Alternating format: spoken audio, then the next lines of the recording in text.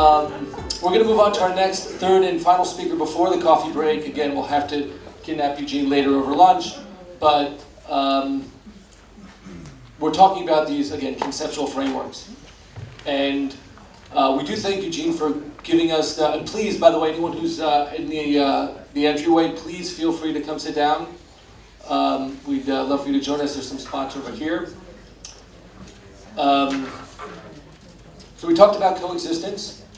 We talked about the basic facets of international law, and really, if we'd let Eugene go, we would be here till late in the afternoon just for the opening session, and so there's a lot to discover here.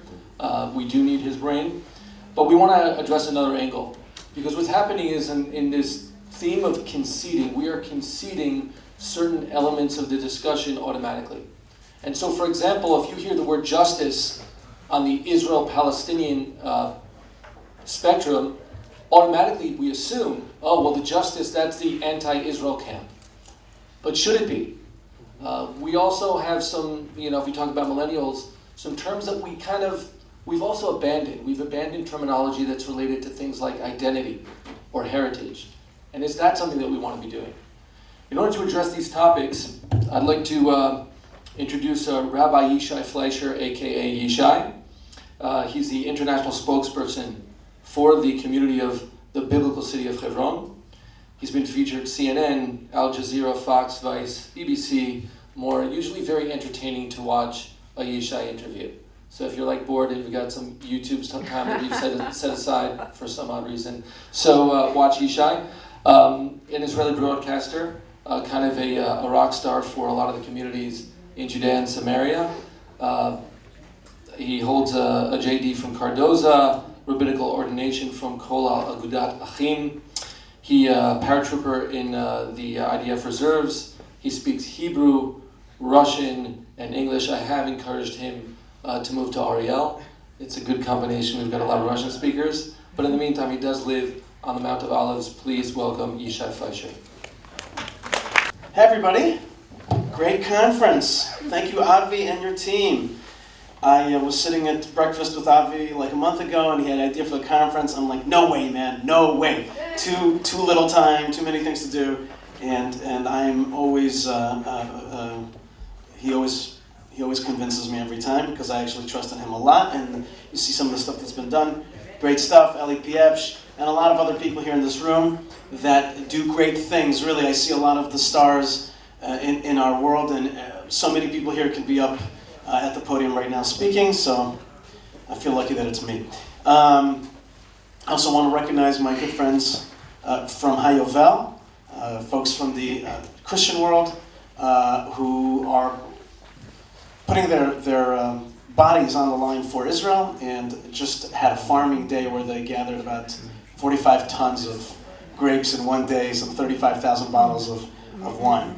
So we got a lot of friends out here, and I want to thank all of you for coming today. Okay, and the Bacon Center. Great job, great place, and I don't love these pictures, but okay. Anyway, that's just me. All right, so I work in Chevron. It's a great honor to work in Chevron. Last few days have been a bit exciting. We've had 8 terrorists in a row stabbing. Mostly stabbing, 6 or 7 stabbing terrorists, and 1 car ramming. No, actually 2 were in the car ramming, and 6 stabbing terrorists. I think most of them are dead. I think 1 girl was taken alive from the car ramming. Let me tell you a story that happened to me yesterday. Yesterday I was at the Marat Machpelah, the tomb of the founding fathers and mothers. I've changed the name, by the way. It used to be called the Tomb of the Patriarchs. Now, are we Greek Orthodox? Do we have a patriarchy? No, I don't like that word patriarch. Also, I think it's a negative term in today's academia. On top of it, who was the first person buried at Marat Machpelah? Sarah, right? So minimally it should be Tomb of the Matriarchs and Patriarchs. There goes that patriarchy again. So I prefer Tomb of the Founding Fathers and Mothers, which is a more Americanized term anyway. The mothers and fathers. All right, good. Interchangeable. Any case, but you got the gist. So I'm there, and there's a commander of the Marat Machpelah. When I say commander, I mean the border patrol. They're half army, half police. And his name is Eli Tzafri. Eli Tzafri is a head taller than me. That's not a big accomplishment, but he's like a head taller than me. And very, in my opinion, very good looking, very strong kind of Israeli defender. He's Yemenite, as the name suggests, Tzafri. He has 3 stars, very serious guy, incredibly humble. And his humility isn't such, and this is the way I see humility, he feels that it's an honor to be the police officer, the border patrol officer in charge of Marat HaMachpelah. He just gives off that feeling like, not like he's doing us a favor, like we're doing him a favor by letting him have this job in his station in life. And he talked to me yesterday, and he told me what happened just that morning at 7 or 8 in the morning. Basically, 2 young Palestinians came down towards a position that exists next to Marat HaMachpelah, above it and to the right, to the northeast, and they started coming down. They started going down a road, which is a road that one does not usually go down. And the 2 border patrol officers sensed something, and this is a recurring theme here in Israel. They sensed something. How do you sense something, okay? They were going down a path you're not supposed to go to usually, but they sensed some suspicious, maybe it was racial profiling, I don't know, but they immediately called these guys over. And as they were handing over the documents, both of these young people pulled out not knives, but something more like a machete, like a butcher knife, and they started swinging them, and they were shot dead. And this happened over the course of the past few days, some 8 times. And I had a reporter yesterday from Reshet Bet reporting on all of these terror incidents. And he said to me, do you know what really the story here is? He says, the story is, what's weird is that with all of this 7 terrorist acts in just a few hours altogether, how normal it all feels. And the best news that I have to tell you, and I told Brian of London here earlier, and he said he should write it up, that is, tonight, we'll have 3 weddings at Marat HaMachpelah. Wow. 3 weddings! Woo-hoo. Yeah. Now, wait a minute, what's a wedding? 2 brave young people? No. There's a lot of other people involved. There's the band, the photographer, and the grandparents, and the parents. I can tell you I got married at Marat HaMachpelah, and I can tell you that I got a lot of flack from people. All kinds of people told me, don't do it. And the fact, we did it anyway, and the fact that young people are getting married at Marat HaMachpelah, and I was actually at the MC at one of the first wedding this week. I was an MC there because the young man knew me, listened to my radio show, and when I stood there at the chuppah, what an honor to be at the chuppah at Marat HaMachpelah, I saw the faces of the people. I looked at the faces, I saw the purity, the holiness, the wondrousness of the Jewish women and men standing there and taking this young couple to their wedding canopy. So emotional. And I thought to myself, Marat HaMachpelah and Chevron, with all of its danger, and that's, by the way, the word. What was the word you said before, sir? You said how did they describe us in India? Intransient. Closed and not forthcoming. Not forthcoming, right? Whatever. That's pretty nice. That's like Indian gallantry, because generally when we do statistics, when we survey young people about what they think about Israel, and certainly if you say the word Hebron, Hebron, what does that word mean to you? Minimally it means landmines, jihad, racial separation, and religious intolerance, right? And what is Hebron really? It's the most romantic place in the world, because the couples, have you ever thought about this? The couples, Abraham and Sarah, Isaac and Rebekah, Jacob and Leah are buried there. People who loved one another, and they're the founders of our peoplehood. And these people are getting married right next to them. Why is there such a big building on top of Marat HaMachpelah? By the way, you remember, the building itself is, how old are the caves underneath the building? 3,800 years old. How old is the building? 2,000 years old. Why is it such a monumental structure? Why is it such a big structure there? And by the way, there's the picture of it right here. Thank you. Why is it such a big structure? Moitzet Yeshua, thank you very much. The reason it's a big structure is because it was always what it is today. It is, by the way, the oldest building in the world that still serves the initial purpose for which it was built for. Meaning to say, Great Wall of China is older, but today it does not keep the Mongols out of China, right? What it does is it's a tourist attraction that you can see from space. That's great. But Marat HaMachpelah, the tomb of the founding fathers and mothers and fathers, was meant to be what it is today, which is a prayer site and a place for life cycle events. Come do your Brit Milah, your circumcision there. Come do a bar bat mitzvah. Come do a wedding there with the mothers and the fathers, the founding fathers and mothers of the Jewish people. Now, I deal with media all the time. Chevron is a, how much time? Give me time. You can push me if you want. 7 minutes, great. So we'll go into double speed. Here we go. I deal with a lot of media because Chevron is not only a magnet for terror, it's also a magnet for a lot of media who come out there and want to describe the occupation and so on and so forth. And I speak with media every single day. Before I even get into the conversation with them, when they start to ask me their usual questions, and also with groups that I deal with, dual narrative groups and other groups, the first thing I say to them is, folks, before we even get started, you have to know one thing. There are the inner ring issues and outer ring issues. Inner ring and outer ring. I want you to, this is part of the concept. We've talked about the concept of coexistence, international law. Now I want to bring to you the idea of inner ring and outer ring. What's the outer ring? The outer ring is the issues of the settlements, the occupation, the two-state solution, the jihad, Palestine, Israel, settlers. All these issues are the outer ring problems and logistical issues that we have in this area. But what's the inner ring?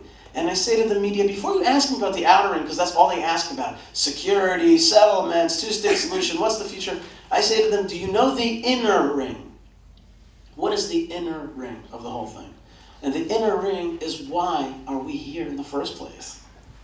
Have you ever asked yourself why 91 Jewish families want to exist in the only Jewish community within an Arab city, which is run by the PLO, by the Palestinian Authority, and is de facto a Hamas city? Why do 91 Jewish families want to do that? Why?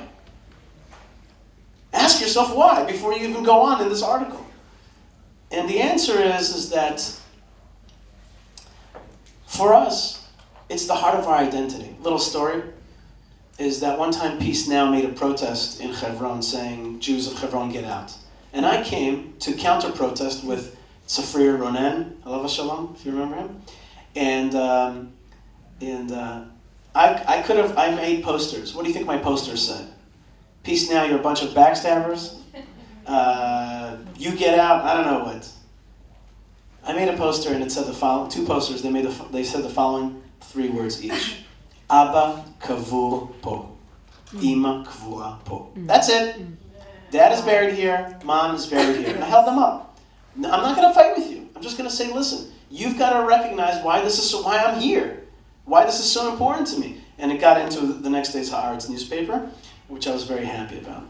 And that's the inner ring of issues. That's why we're here. And that's why the second tier of the inner ring is, that's why we've been here for the last 3,800 years. Hebron history in 60 seconds. 3,800 years ago, Abraham buries Sarah and the rest of the biblical family. 3,000 years ago, King David sets up shop in Hebron, and a miracle happens that all the Jews agree on one thing, and they crown him king. In Hebron, he becomes the king of Israel, so it's the first capital of Israel, and then he moves to Jerusalem. 2,000 years ago, King Herod, a weird Jewish king, builds the Temple Mount in Jerusalem and makes it big and beautiful, and builds a sister monument that was supposed to look like the Temple Mount in Hebron, the Marat HaMachpelah complex. 1,000 years ago, the Maimonides comes in and prays, and he leaves a letter saying, on the 9th of Cheshvan, I was here at the tomb of the patriarchs, tombs of fathers and mothers in Hebron. 500 years ago, and this is the most important, Jews of Spain are evicted, exiled, and where do they get to? The land of Israel? You're working a lot on Sephardic issues? Chevron is a core Sephardic town, real Sephardi Tahor. The exiles of Spain come to Hebron and set up shop. Have you ever been to the Avraham Avinu synagogue? It is a synagogue built by the Spanish exiles. They existed there for 500 years until 1929, a jihadist riot kills 67 Jews, and the British say, hey, we can't protect you Jews anymore, and exile us out of town. 1967, we come back. My friends, I ask this all the time of people. Are we in occupation or liberation? You tell me. With that history in mind, you tell me, occupation or liberation. Which is it? Which is it?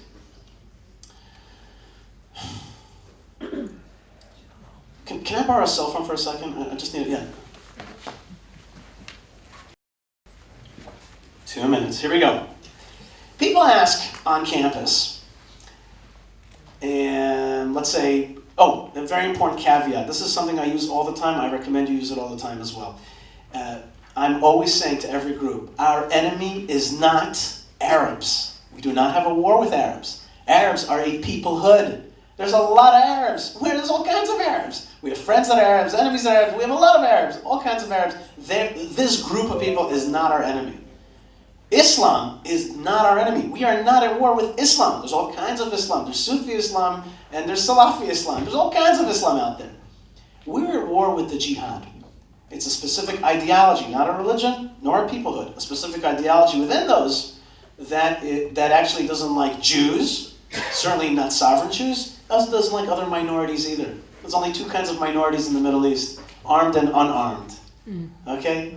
Yazidis, Copts, and Christians are unarmed, and they're on the way out. Kurds, Jews, we hold out strong against the jihad. That's very important because for a lot of liberal-minded people, if you just talk about the Arabs, Arab terror, that's it, you stop the conversation. So I use the term specifically, jihad.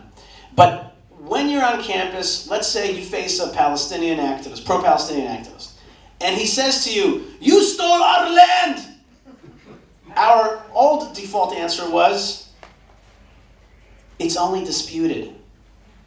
Okay, I just came from the library and I looked it up, and it's only disputed, okay? That is not a sexy answer, friends. When somebody says, "You stole my land," and you're like, "Well, no, it's disputed and we can have a discussion about that," that is not a sexy answer. You gotta give it straight. But that's the old line. We have a new version of lines. "You stole my land!" Hey, we made the cell phone. Okay, that's a whole line of thinking. Or, "You stole my land!" Hey, we got gay rights, all right, in our country. Or, "You stole my land!" Wait a minute, we go to Haiti, okay, to help people. Those are the old line answers. I heard from the foreign ministry that there's a whole cadre of natural right and other things that I was very happy to hear. Those answers are not the answers. Moreover, Israel today does not want to deal with the main question that is being posed at us day in and day out. If you want to see what the main question is, just go to YouTube, type in Israel or Palestine. You will see what the question that is being posed to us is. It's about the West Bank. It's about the settlements. This is the issue that they're striking at us over and over again. They're not asking us about other general concerns. They're specifically hitting us on that point, and we, by default, demur. We don't want to answer that question. Why? Why don't we want to answer that question? Because we're ambivalent. And that, my friends, is the disease of our time, ambivalence. When you're ambivalent, you are not sexy. It just does not sound good. Ambivalence, it rings hollow.